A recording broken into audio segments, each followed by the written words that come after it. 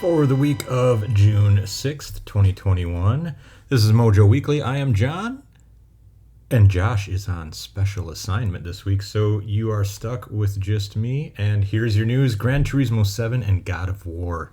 The new God of War game will not be exclusive to the PlayStation 5. What? They will also be released on the PlayStation 4, according to a new interview with Hermen Hulst, head of PlayStation Studios. Hulst said that the 7-year-old PS4 is very much a focus for future game development at Sony, and that the company can't and won't walk away from the 110 million PS4 owners out there. Well, that's interesting. I thought this company believed in generations. Apparently not, marketing speak. In Wednesday's interview with the PlayStation blog, Hulst also spoke about release windows, saying that the sequel to 2018's God of War is now scheduled to launch in 2022. Here's my shocked face. And that Horizon Forbidden West may or may not hit its previously announced 2021 timeframe. This is good news all around, right? As for Gran Turismo 7, Sony announced in February that it had delayed the game to 2022. So nothing shocking here, disappointing all the same. Also, Sony does not believe in generations. Taito have announced a new mini arcade cabinet called the Egret 2 Mini, which is designed after Taito's 1996 Japanese full-size cabinet. So think of the Astro Mini that Sega put out some time back. This is kind of a similar situation. This thing, however, is kind of badass. Like, you can actually tilt the screen. Like, it's weird. You can like pull the screen out a little bit, turn it, and flip it to Tate mode, otherwise known to us plebes as Tate mode. Anyway, the mini version is packed with 40 games dating from 1978's Space Invaders to arcade titles from the 90s. So here's a sample. We got Space Invaders, Elevator Action, let's see, Don Dokopan, Kaiser Knuckle. That's a fucking interesting name. Kadash, Violence Fight, Bubble Bobble, Rastan Saga, New Zealand Story, and a whole bunch more. Got Arkanoid. Yeah, because this thing apparently comes with a spinner too. Arkanoid R. Whole bunch. And it says here 10 more games will be sold separately for a grand total of 50 games that can be played. Apparently this thing has USB, HDMI, and SD card slots. So that's fucking interesting, man. The trackball, or the spinner that I mentioned, that is sold separately. Now this Taito thing, this little arcade machine, sells for $170. Pre-orders have begun in Japan, and it'll be released on March 2nd, 2022. No word yet on an international release, but I would not count on it. So if you want them, if you want to drop 170 bones on this thing, you're going to have to import it.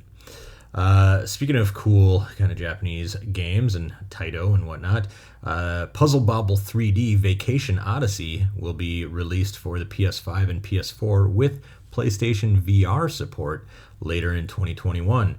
It first launched as a VR exclusive title for Oculus on May 20th, but now you don't have to fucking support shit-ass Facebook in order to play this game. So, as Puzzle Bobble 3D Vacation Odyssey's title implies, it supports both virtual reality and non-VR gameplay.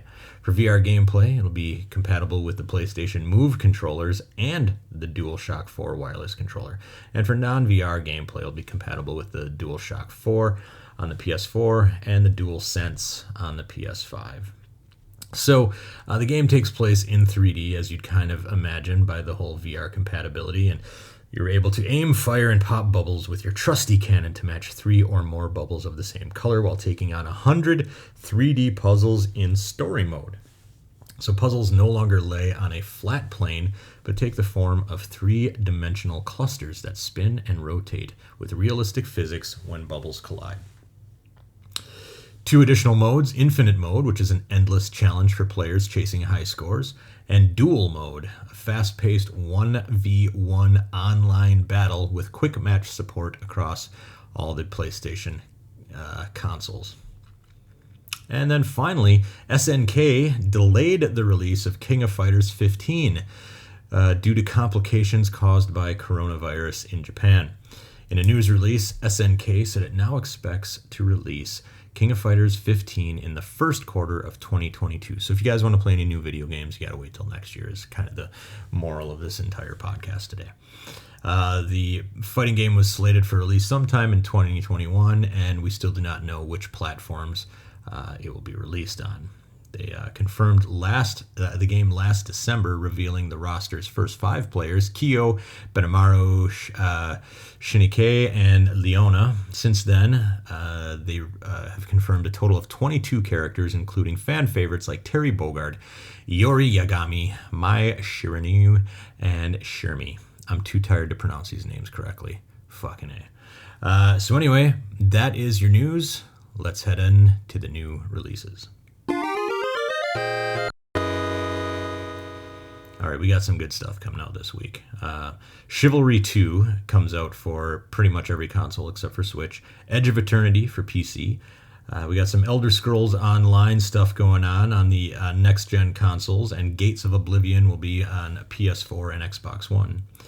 Phantasy Star Online 2 New Genesis for the Xbox series of consoles, as well as Xbox One and PC.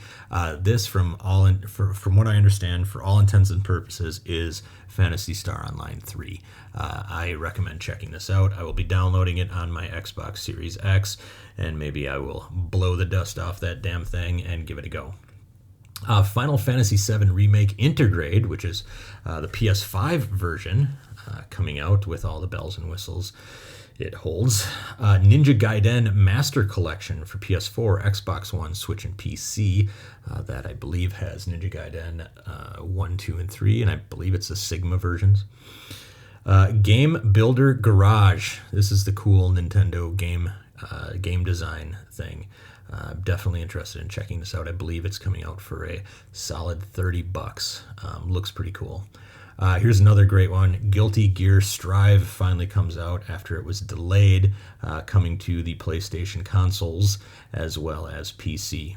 And then finally, probably the pick of the week, a true next-generation game, truly believing in generations, Ratchet & Clank Rift Apart for the PS5. Hits on June 11th. I think everybody is pretty excited for that one, myself included. Next up, it is time for Dale, as he's got our retro recap. Hello, Mojo Weekly listeners. This is Dale back again with the latest recap of all your latest retro video game remasters, reboots, and re-releases. Let's get to it. Physically first, from Limited Run Games Open Pre-Order, we have a retro-adjacent new game in Blaster Master Zero 3 for the PS4 and Switch. I played the original Blaster Master Zero on 3DS, and while these are technically new games hitting, they capture the look and feel of the NES original and are really damn good. Also hitting digitally, aside from Blaster Master Zero 3, is Virtua Fighter 5 Ultimate Showdown. For those that don't remember, it originally hit PS3 and 360 in 2012. It was a big hit. They later released the final Showdown version, which is mostly catered to just versus competitive local and online play.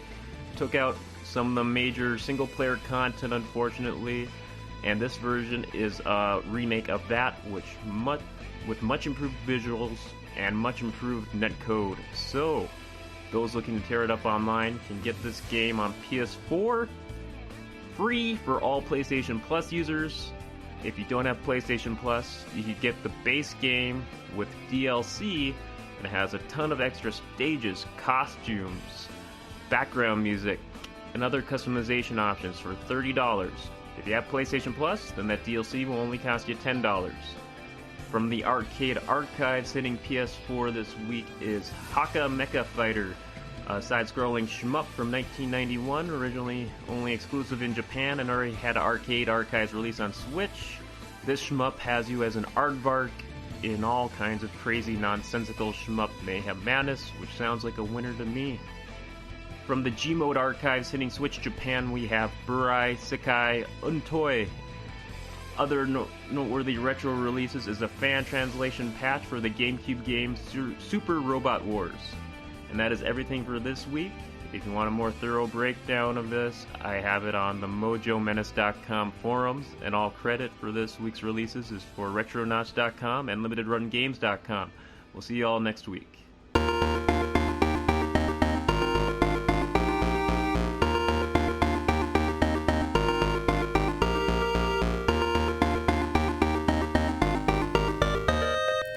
All right, thanks, Dale. Solid as always. We're not doing a game spotlight this week because, you guys don't want to listen to me sit around and talk about, reminisce about my favorite games or probably some fucking bonk game or something. We're going to talk a little bit about E3 instead. E3 is coming this coming week, starts on June 12th, Saturday, which is kind of fucked up. That means, hey, yours truly gets to work all weekend. Sweet. Anyway, I'm excited for E3 this year. It's going to be an online event, as it was, as most events have been lately. But seems like there should be some cool stuff coming. I wouldn't get too excited, but nevertheless, could be cool. Here's what I'm personally hoping for E3. These are not like my predictions. These are not like things that are coming for sure. But these are some things that I am excited and hoping to see. First up, Bayonetta 3. I just want to see what's going on. That thing's been in development forever. Seems like since the Switch was announced, like fucking Bayonetta 3 has been out there. I want to see what's going on. Breath of the Wild 2. This is the obvious one that I think everybody wants to see. I've seen a lot of reports that said, "Oh, don't expect Breath of the Wild 2." Okay, maybe don't expect it, but I don't think it's unreasonable. I think we might see something. I don't know what. Maybe not. Maybe it's not coming out this year, but would be awesome to see. Nintendo said that they're going to be talking about games that are mostly about games that are coming out in 2021. So that means to me that they could have some games coming out later, right? Anyway, Metroid Prime 4. Yep, come on, let's see it. Retro's working on it now. I just want to see a little bit of what they've got going on, what Samus has going on. On the Xbox side, I want to see some stuff from Bethesda. Maybe they're going to tease Elder Scrolls 6, and maybe at the end of that little teaser, they're going to say, coming day and date to Game Pass. Right? Fable. I want to see the new Fable. I haven't played a Fable game probably since Fable 2, but I am more than excited to jump back on that bandwagon. I really like those games. We're going to see some Halo, of course. Maybe they're going to be like, hey, Halo doesn't look stupid anymore. And I can't say that I'm super excited for it, but you know what? I'd like to pick up a Halo game again. They're solid, man. They're solid, typically. Final Fantasy, I want to see Remake Part 2. Final Fantasy VII Remake Part 2. I want to see a little bit of what they've got going on with that. I know Intergrade comes out this week for PS5, so seems like a good time to strike while the iron's hot. Show us a little bit of Remake Part 2, and while you're at it, maybe show us a bit of 16. Let's see Final Fantasy 16. And then, of course, because no E3, none of my E3, not predictions, but whatever, none of my E3 episodes at all would be complete without me saying Mother 3. So that's that. Lag, community member, let's call him, Lag, wanted to get his predictions in. So here they are. He wants to see the new Switch model. Yep, I forgot that one. I want to see that too, man. I'll buy it day and date, provided I can fucking find one. He says it'll be an okay upgrade, but not as big as everyone is guessing it'll be. I think you're right, man. And then I guess that depends on what your expectations are. I'm expecting just they're going to phase out the old model, phase in the new one. I don't even know that they'll name it something new. Maybe they will. But, nicer screen, faster, maybe they'll fix the Joy-Cons. I'm not counting on it.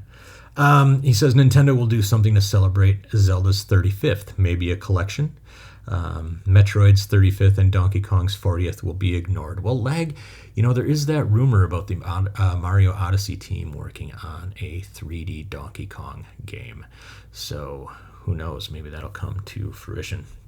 He says Microsoft announces a bunch of new exclusives, and at least 2 of them will be Bethesda IPs. All right.